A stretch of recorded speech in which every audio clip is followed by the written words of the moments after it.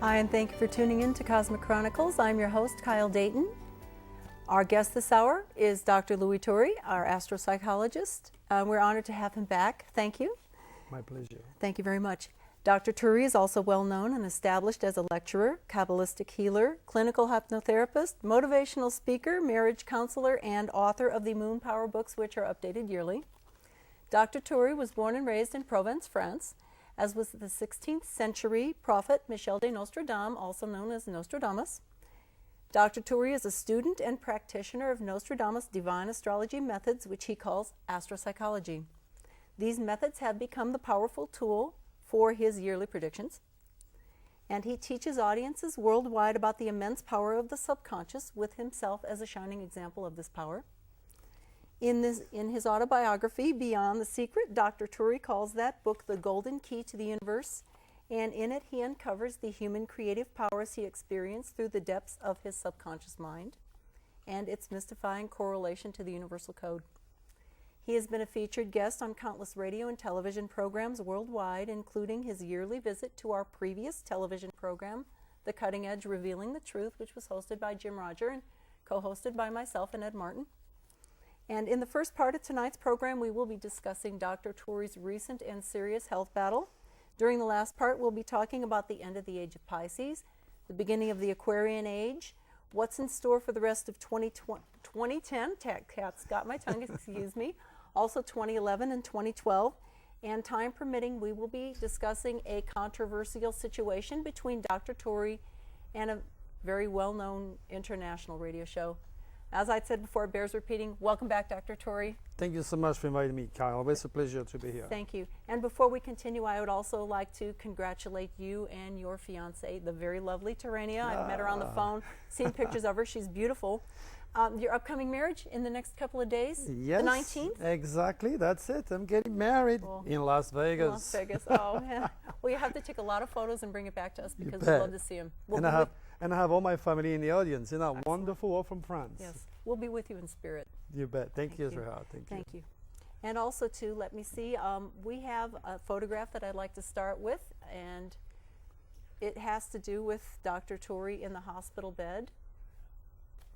There he is, and this was a very serious health issue that you went through. Dr. Turl, could you please tell us about this life-threatening health battle?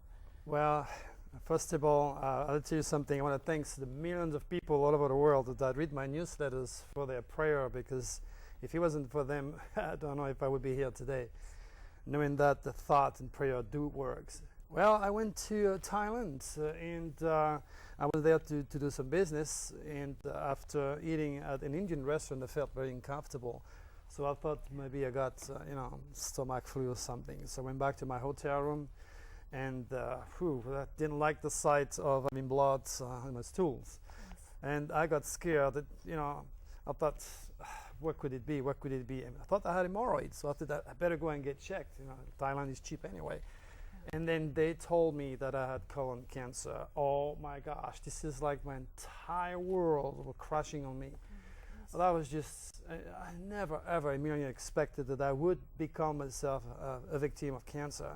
Mm-hmm. It was just terrible. Physically, emotionally, what I went through was just incredible.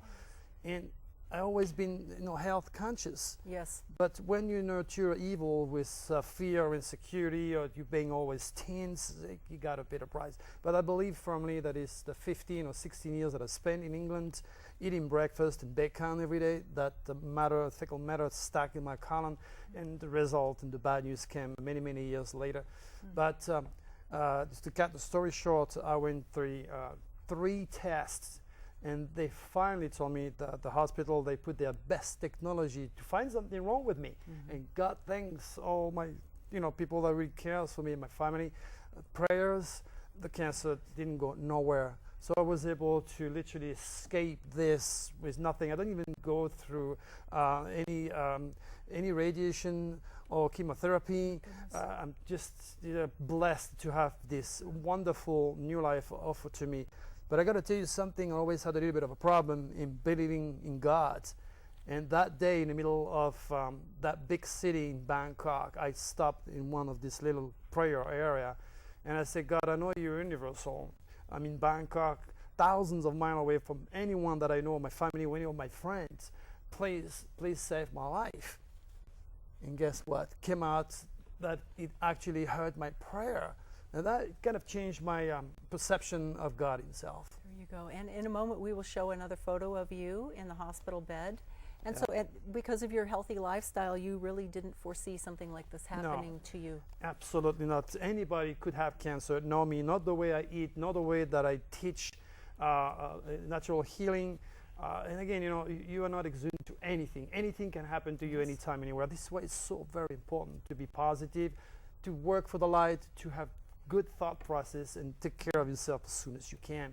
If you feel that after 50 years old that you may have something, then go and do a colonoscopy and check it out, because it could be nothing if you take it in an early stage like I did. Yes, and in a moment we will also show an image, a photo we have of Bangkok International Hospital. They took very wonderful care of you in there. Indeed. And you didn't see this happening. Did you see this predicted Yes, in the stars? You did?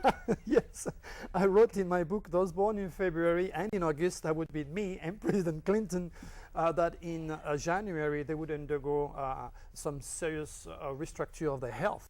So I thought that was good for President Clinton and his heart surgery. We were at the same time in different place, different hospital, different country, but we were at the same time, as my book says. Those born in August and those born in February will be at the lowest point in January to restructure their career. So it is in my book, printed, dated, unarguable, predicted again.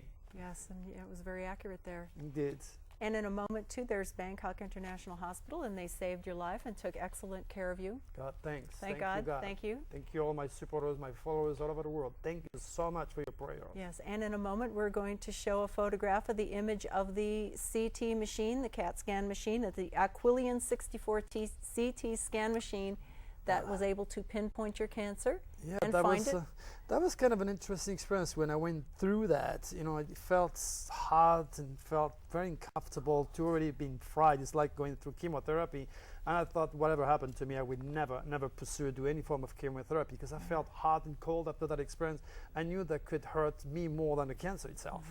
And you didn't want to worry your family at all, so you tried to shield it from your loved ones and family in Terania as long as you could, huh?